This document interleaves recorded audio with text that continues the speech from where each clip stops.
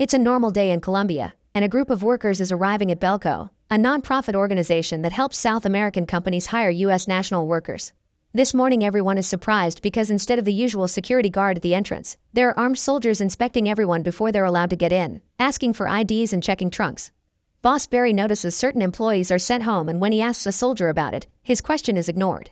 Inside, everyone is going through their mornings as usual, although they do notice only the foreigners were allowed to stay and all the Colombians were sent home. Today is Dany's first day on the job, and Executive Vince teaches her the basics. He also makes sure Dany has already had a tracker implanted in her head. All employees are put through this because kidnapping is a serious problem in Colombia, and the tracker helps the company protect their employees. While Marty hides in the bathroom to smoke, Leandra has to deal with constant harassment from Dukes, who stares at Leandra while she works and won't stop when she tells him he's making her uncomfortable. At least she can find a distraction in her boyfriend Mike, who also works here, and they often put down the blinds to make up during work hours. Today they almost get caught, so Mike goes back to his own office. When he looks through the window, he notices one of the soldiers entering a hangar next to the company building. Curious, Mike calls Evan, the security guard in charge of the reception, but he doesn't know what the deal with the soldiers is either. Suddenly, an unknown voice begins talking through the intercom and announces that there are 80 employees in the building, but in 8 hours most of them will be dead unless they follow his orders. The first task the voice gives them is to murder 2 people within the next half hour. If there aren't 2 bodies in 30 minutes, there'll be serious consequences. Employees are confused by the message and think it's some sort of prank, but they still leave their desks to find out what's going on. A woman tries to get out, but at that moment the building's security measures activate and metal plates begin blocking all the windows and exits. This also blocks all internet and phone signals. The air conditioner shuts down as well. Vince goes to check the control room and finds it empty, so the voice somehow reached them from outside. Everyone rushes to the lobby to demand answers, but Evan doesn't know what's happening either, and there's no way to call for help.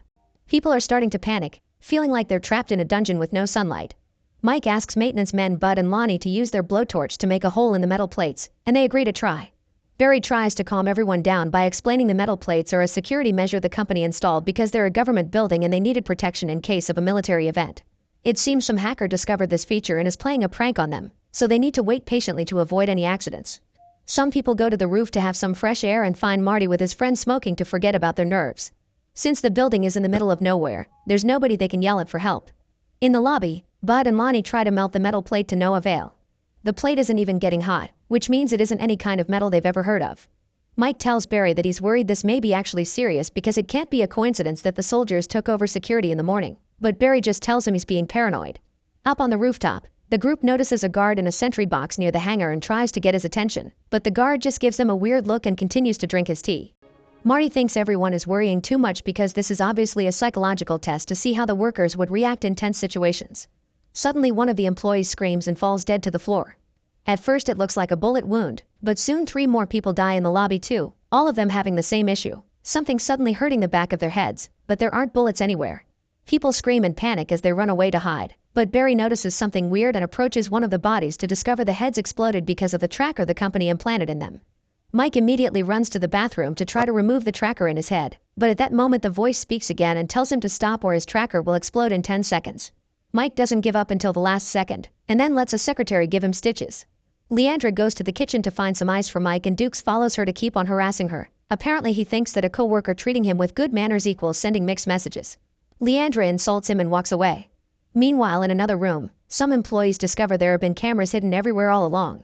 Barry approaches Evan to ask him for the keys to the armory where the guards keep their guns, but Evan refuses because he thinks it'll make everything worse even if Barry swears it's just in case. When Barry reminds him that he's the boss, Evan simply quits. Meanwhile Bud gives Lonnie a wrench and asks him to watch his back before they go to the basement to check on the power and see if they can at least bring back the air conditioner. At that moment the mysterious voice speaks again, saying he hopes everyone can tell the game is serious now. He reminds them not to touch the cameras or to remove the tracker, otherwise he'll make anyone that tries explode on the spot. There are 76 employees left, so the voice gives them the next task. They must murder 30 people in 2 hours, or he'll kill 60 as punishment. Everyone in the lobby begins panicking and arguing over what to do. Some guys even go to the kitchen to find knives. Marty turns on the fire alarm thinking it may alert the fire department, but it's actually a self-enclosed system, so Evans looks for a way to turn it off. In the basement, Lonnie begins crying and loses it when he hears the alarm. Bud tries to comfort him, but Lonnie's too anxious and paranoid and thinks Bud wants to kill him, and he responds by hitting him with a wrench. Bud quickly dies. As Lonnie cries with guilt, he notices Dany has seen everything, and although Dany swears she won't say anything, Lonnie goes after her to attack her. Dany tries to push him away from her and Lonnie accidentally hits his head against some small metal bars that instantly kills him. Upstairs, Barry uses his power as a boss to make everyone sit down and discuss things. Opinions are divided. A group supports Mike when he mentions there shouldn't be any killings, but the other half supports Barry when he points out they don't want to kill but it's the only choice they have. Leandra interrupts the argument by offering an idea. They could make banners and hang them on the roof to see if any passing cars will stop. Most people agree and leave with her, but Barry recruits Dukes, Terry, and a few others for an alternate plan. Mike, Leandra, and Evans are gathering supplies to make the banners when they suddenly hear a weird sound. It turns out Barry and his group are using the blowtorch to try to gain access to the armory. The trio tries to make them stop and they won't listen, so Evans takes out his gun to threaten them. Mike immediately calms him down to avoid violence, but he uses the gun to destroy the blowtorch tank. After the trio goes upstairs to work with the others. When the banners are ready, the group goes to the roof and tries to hang them, but this only causes the soldiers to shoot at them to make them back away, and one of the employees gets his hand hurt. Mike wants to try again, but at that moment the voice announces that anyone who keeps insisting on hanging the banners will get their tracker detonated. Mike doesn't listen and the group has to drag him back by force. They give up and decide to go back inside. As they make their way downstairs, Mike wonders if the government is behind all this. The job has always been strange. Nobody never put much attention to how much they worked, and the building is in the middle of nowhere, almost as if it was always designed specifically for this. Suddenly they're ambushed by Barry and his men, who push Mike down the stairs and demand to have the armory keys. Evan throws the keys to a lower floor, and Dukes reacts by killing him with a knife. Leandra calls Dukes out for the unnecessary violence and Dukes almost kills as well. He only stops because Barry makes everyone move on. Afterward, Barry's group retrieves the keys and opens the armory to get all the guns that only they get to use. They search for every person hiding in the building and bring them to the lobby at gunpoint. One guy sees Dany hiding in the basement, but thankfully he keeps his mouth shut. Mike wakes up on the stairs and finds Evan's body, but Dukes finds him as well and makes him come along. In the lobby, everyone is upset and on the verge of a panic attack, and Barry keeps things under control by shooting at the ceiling. He ignores any offers of bribes and people's personal reasons why they should live, like taking care of elderly parents. Instead, Barry comes up with his rules, and he starts by saving those who have kids that are under 18. Then he gathers every employee that is over the age of 60, but this isn't enough, so he begins choosing people at random, although obviously he picks Mike out of spite. Anyone that tries to resist gets shot on the spot. Not wanting to hear his victims suffering, Barry orders his men to turn on the radio so the music can cover the screaming as he begins to shoot the chosen ones one by one. Then he hears the commotion and comes to see what's going on, discovering the massacre. She immediately runs back into the basement and shuts down the power, leaving the entire building in darkness. People begin to yell and run while Barry and his men shoot at random, killing several more people. Many employees run to the basement, and Dany finds Roberto in the elevator, who asks her to team up to see if they can escape through the elevator shaft. Chaos and panic take over the place as people continue to die. Suddenly the voice announces 29 people have died, so they have to kill one more in the next 2 minutes if they don't want 30 more to die. Leandra manages to find an empty office and takes the blade from a paper guillotine to defend herself. She can hear Terry coming, so she hides under a table after putting her shoe around a corner as bait. As soon as Terry walks by, Leandra hits him on the leg and makes him drop his gun. Then she gets ready to kill him, but Terry begs for his life and Leandra decides to spare him. At that moment the voice announces they timed out without finishing the task, so 31 people will have to die. Leandra's decision turns out to be useless because Terry dies on the spot, and 30 more employees all over the building soon follow him. Once the 31 deaths are reached, the voice announces the final stage of the game. In 1 hour, whoever has killed the most people will be allowed to live. Then he shares the current tally. Barry has 11, Dukes has 7, and Vince and Dany have 1 each. Barry's group immediately continues to hunt people down to add more kills to their tally. A secretary tries to convince Barry not to kill her by offering herself, but Barry kills her anyway before entering the elevator where Dany and Roberto are hiding. When Barry presses a button, Dany panics and jumps off the elevator roof into the shaft edge, but Roberto doesn't react quickly enough and is crushed. This causes the elevator to get stuck, leaving Barry trapped inside. Meanwhile, Leandra grabs Terry's gun and goes downstairs, where she finds Marty and his friend collecting the trackers from the people that died at the hands of others. Since these trackers have explosives, they may be able to put enough of them together to blow up the wall. Then Leandra uses the intercom to let Mike know she's on the first floor and asks him to join her. Mike immediately takes the stairs and comes across a cafeteria lady, so he brings her with him. Marty, his friend, and Leandra go to the cafeteria and find Dukes murdering another employee with extra violence, almost as if he enjoys it.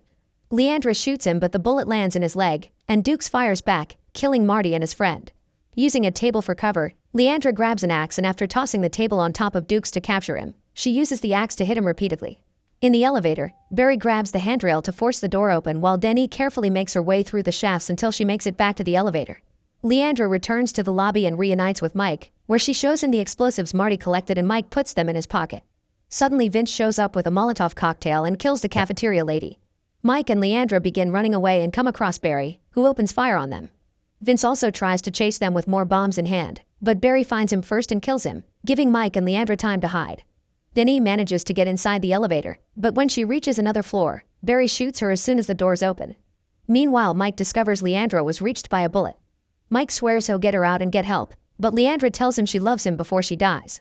The grief and rage building in Mike are so strong that when Barry enters the room, Mike leaves his hiding spot to attack him.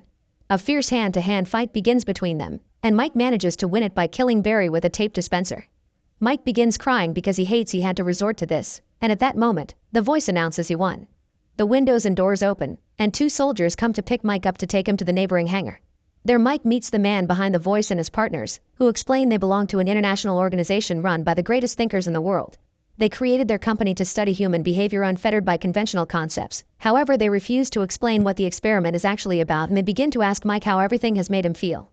Mike refuses to answer and notices a panel with everyone's names next to a switch, which was used to activate the trackers. It's then revealed that when Mike was grabbed by the soldiers, he put the explosives Marty gathered inside a soldier's clothes, so he runs to the panel and activates all the switches except his own. The soldiers die, then Mike takes their weapons and uses them to kill the so-called scientists. Afterward, Mike leaves the building, thinking it's over now. However, a series of screens reveal they're recording the winners of dozens of games like this, and a new voice announces it's time to start stage 2. Make sure to subscribe and turn on notifications so you can watch more videos like this. Thanks for watching.